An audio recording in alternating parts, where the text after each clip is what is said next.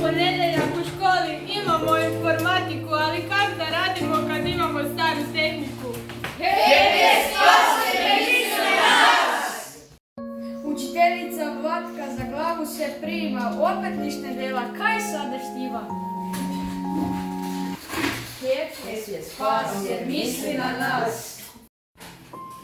Kompjuter stari, škripti i film, ali radi ko se smrzne. Mika blokira, ekran se trzne. Hep je